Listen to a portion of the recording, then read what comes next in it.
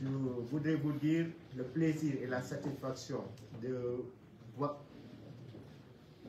mon plaisir et ma satisfaction de voir se tenir cette rencontre qui est une étape importante d'adoption d'une loi portant création d'un nouvel organe de régulation conformément au code de la presse donc de 2017 qui avait déjà annoncé la création d'un nouvel organe de régulation.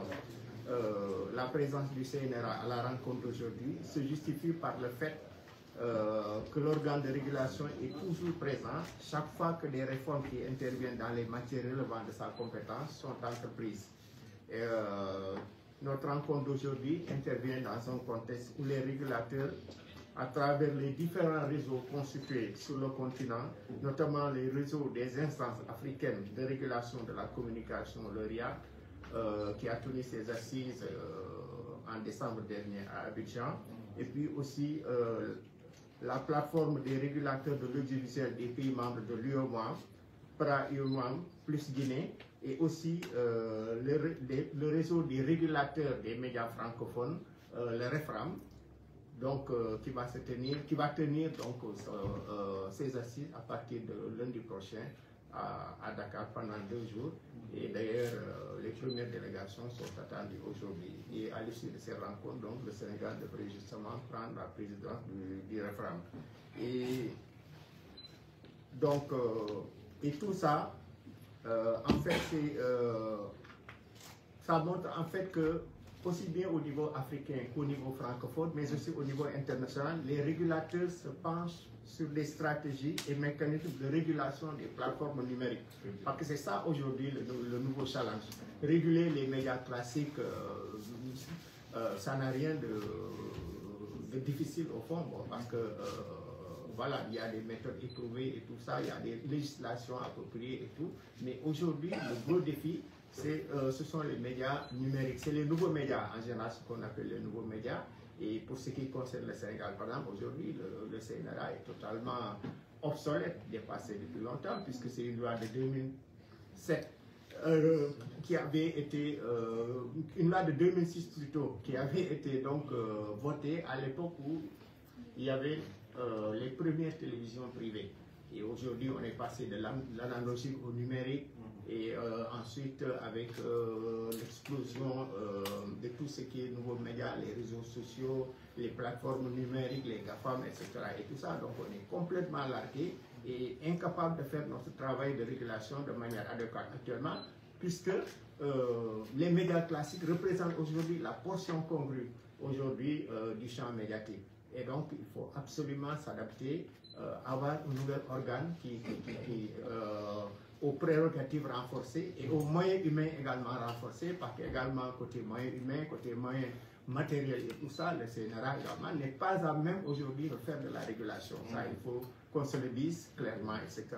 Et donc, je pense que c'est pourquoi je salue l'idée d'élargir les compétences de la future instance de régulation aux plateformes numériques, mais aussi à la presse écrite et à la presse en ligne de manière générale, qui aujourd'hui, en dehors des périodes électorales, échappent complètement au contrôle du régulateur. Donc l'idée de la création d'un nouvel organe est d'autant plus pertinente qu'aucun média, y compris les plateformes numériques, ne peut et ne doit être hors du champ de la régulation. On a vu aujourd'hui ce qui se passe dans notre pays. Le directeur de la communication l'a dit. Aujourd'hui, bon, quand vous allez dans les régions, quand vous allez au fin fond du pays, etc., on a des radios communautaires qui diffusent, qui disent n'importe quoi. On n'est pas à même aujourd'hui de savoir ce qu'ils disent.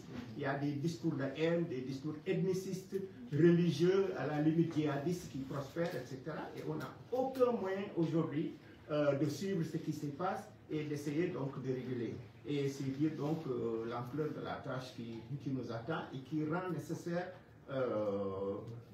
la mise en place d'un organe de régulation aux compétences et aux moyens élargis. Parce que rien qu'en Afrique, par exemple, je parlais l'autre jour avec mon homologue du Mali qui me disait que la haute autorité de la communication du Mali est représentée dans toutes les régions et même dans tous les départements. Or, le CNRA, en dehors de Dakar, n'est représenté nulle part. Donc aujourd'hui, vous mesurez vous-même l'ampleur de la tâche et donc la nécessité, encore une fois, d'y aller très vite aujourd'hui pour mettre en place ce nouvel organe.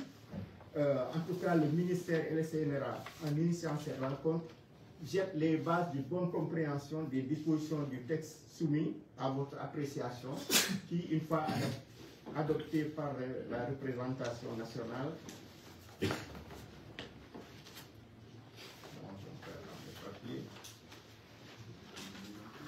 permettra au Sénégal d'avoir un organe de régulation à compétence générale, c'est-à-dire qu'il ne s'arrêtera pas seulement à l'audiovisuel classique, c'est-à-dire aux radios et aux télévisions, mais embrassera, comme on a dit, aussi bien le numérique que la presse en ligne et peut-être la presse écrite dont je suis issu.